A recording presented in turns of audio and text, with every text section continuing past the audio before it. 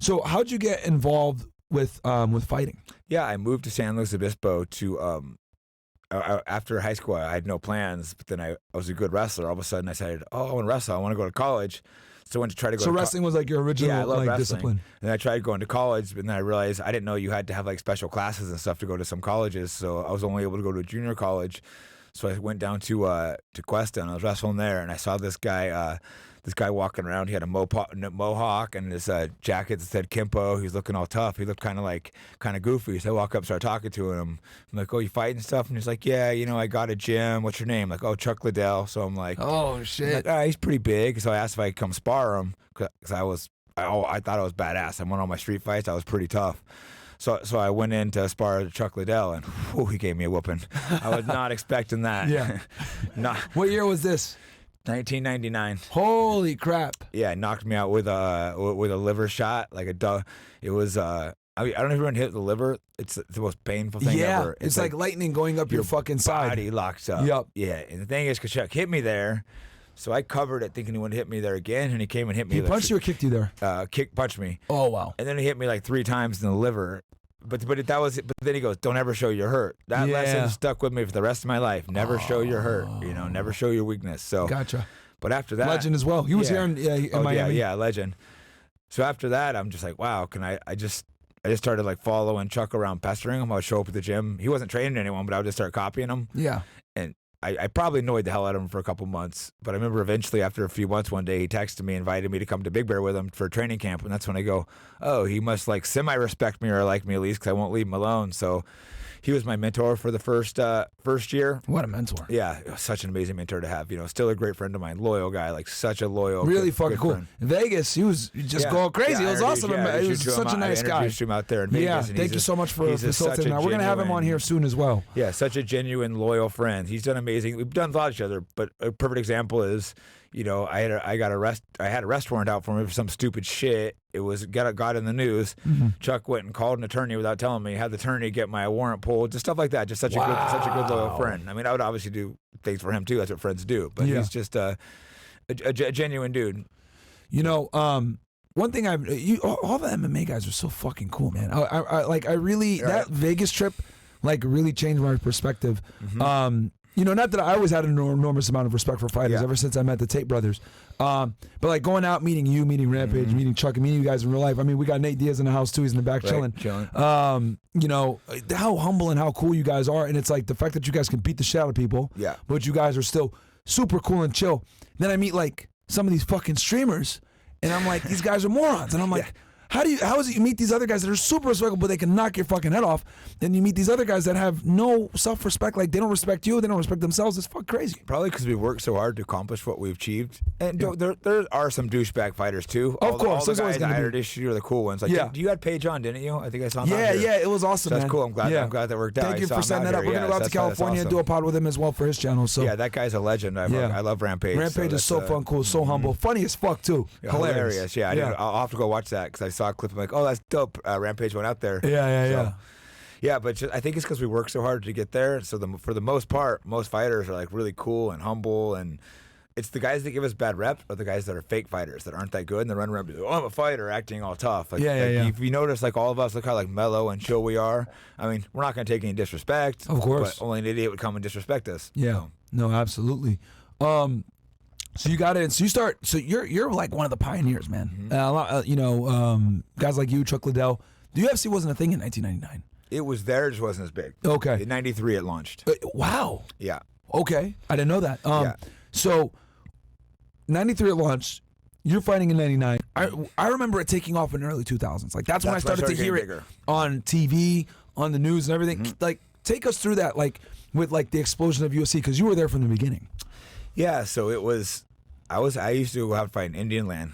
I mean, they call it native land now for some reason, but I think the Indians still call it Indian, and that's how I grew up. Like the Indians, I think pretty sure still call them Indian reservations. Yeah.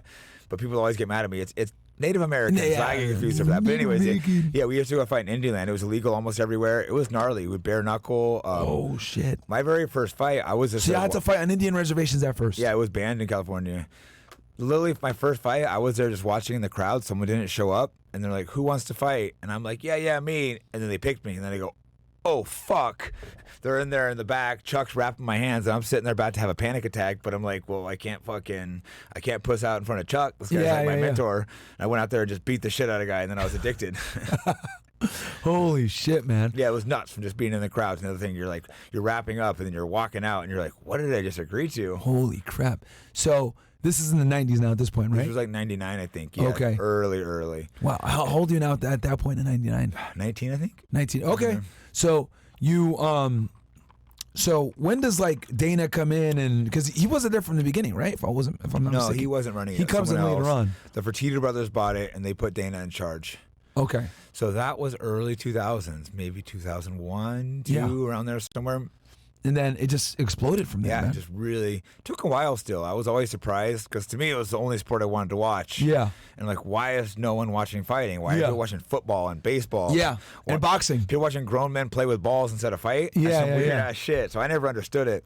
And I would tell people what I did, and I thought I was a pro wrestler. It was annoying. And it was like, and there was no money in the sport. Yeah. I was so poor. I remember Chuck Liddell got like a $50,000 payday, and I'm like, oh, you can make money fighting. Yeah. That's how broke I was. Yeah. So when did it really like? I remember it taking off when I was in high school, like 05, 06, I think 07. 05's when it really took off. Okay. The Ultimate Fighter is what really launched it. They did that reality show, Oh, yeah. and then I think it was Chuck on the first one. Chuck knocked out Randy, I believe, and that just blew it up. Yeah. And that crossed. Chuck was the first guy to become a superstar in fighting. Yes, I remember that. I remember being in high school and seeing him, the Iceman. You know what I mean? That was the first person I knew to ever get famous, and seeing how cool he stayed was like, that's how you stay. Yeah. Because I remember I hadn't seen him in a while, then I see Chuck, and I was like, and he's just like, bro, you never hit me up anymore. And I go, wait, I'm the one treating him different. He's not treating me different. Yeah, I'm treating him different because he's famous. Yeah. And like we went to go to a Hugh Hefner party, and they're like, well, Chuck can get in, but your friend can't. And Chuck's just like, go fuck yourself. And I end up getting in too, but I'm